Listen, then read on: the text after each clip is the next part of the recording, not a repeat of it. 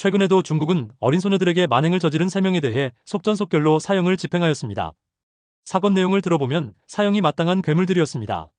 오늘 중국과의 사형 제도를 비교하면서 국가 이미지 제고를 위해 어떤 악행을 저질러도 사형을 집행하지 않는 한국의 현실을 비판하고자 합니다. 시작 전 구독과 좋아요 꼭 부탁드립니다. 2025년 5월 중국 신화통신과 중앙텔레비전은 다음과 같은 소식을 전했습니다. 미성년자를 상대로 한 끔찍한 성범죄자 3명, 초등학교 교장, 고모씨, 장모씨, 공모씨가 사형을 선고받고 즉시 집행당했습니다. 이들의 범죄는 인간성을 의심케 하는 잔혹함 그 자체였습니다. 고모씨는 14세 미만 여학생 6명을 성폭행하고 12세 미만 여학생 3명을 성추행했어요. 장모씨는 공원, 광장, 유치원 입구에서 어른의 도움을 받지 못한 미성년자들을 유인해 성폭행하고 그 장면을 촬영했죠. 피해자 중 한 명은 우울증과 불안에 시달리다 극단적인 선택을 시도했습니다. 공모씨는 자신이 운영하던 매점을 자주 찾던 12세 미만 여아를 성폭행하고 지인들과 함께 집단 성폭행을 공모했어요. 그 피해자 중 한 명은 결국 스스로 생을 마감했습니다. 이들은 1심과 2심에서 모두 사형을 선고받았고 최고인민법원의 승인 후 단 하루 만에 형이 집행되었습니다. 중국 법원은 단호했습니다. 미성년자의 권익을 침해하는 범죄는 절대 용납하지 않는다. 그들은 말뿐이 아니에요. 행동으로 보여줍니다. 중국은 미성년자 성범죄의 무관용 원칙을 고수하며 매년 수천 건의 사형을 집행한다고 추정됩니다. 통계는 공개되지 않지만 그들의 단호함은 분명합니다. 또 다른 사례를 보죠. 2024년 광동성, 이혼 후 재산 분할에 분노한 남자가 SUV를 몰고 군중 속으로 돌진했어요. 8명이 죽고 43명이 다쳤습니다. 그는 체포 70일 만에 사형당했습니다. 2021년 충칭에서는 재혼에 방해된다는 이유로 아이 둘을 15층 아파트 창문 밖으로 던진 남녀가 있었어요. 그들도 몇 달 만에 사형당했죠. 중국은 망설이지 않습니다. 범죄자를 제거하고 피해자의 한을 풀어줍니다. 그들의 정의는 신속하고 단호합니다. 반면 한국은 어떨까요? 조두순. 2008년 8세 여아를 납치하고 성폭행해 평생 장애를 남겼어요. 12년 복역 후 2020년에 석방. 지금은 어딘가에서 살고 있습니다.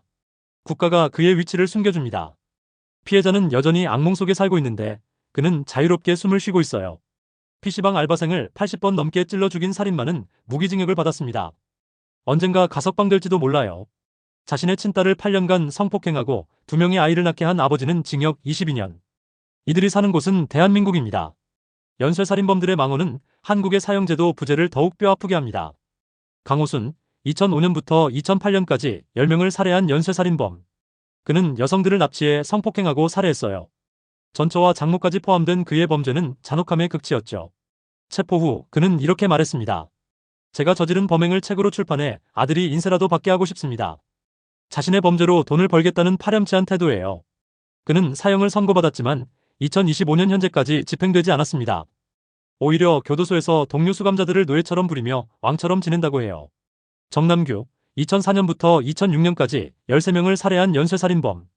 망치와 정으로 피해자들을 잔혹하게 살해했어요. 체포 당시 그는 이렇게 중얼거렸습니다.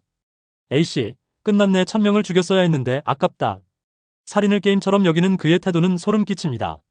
그는 2006년 사형 선고를 받았지만 집행되지 않고 2019년 교도소에서 자살로 생을 마감했어요. 유영철, 2003년부터 2004년까지 20명을 살해한 한국 최악의 연쇄살인범. 부유층 노인과 성매매 여성들을 망치로 살해하고 시신을 훼손했어요. 그는 교도소에서 나 누군지 몰라 라며 왕처럼 군림했다고 전해집니다. 쾌락과 분노로 저지른 그의 범죄는 인간성을 부정하는 짓이었죠. 사형 선고를 받았지만 2025년 현재 그는 여전히 살아있습니다. 한국에는 사형수가 59명 있습니다. 그들은 매일 삼시세끼를 먹습니다. 운동하고 책 읽고 편지 쓰고 의료 혜택도 받습니다. 노동은 하지 않아요.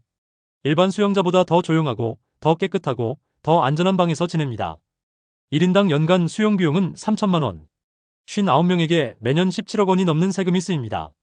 그 돈은 피해자 유가족이 아니라 가해자의 생활비와 치료비로 갑니다.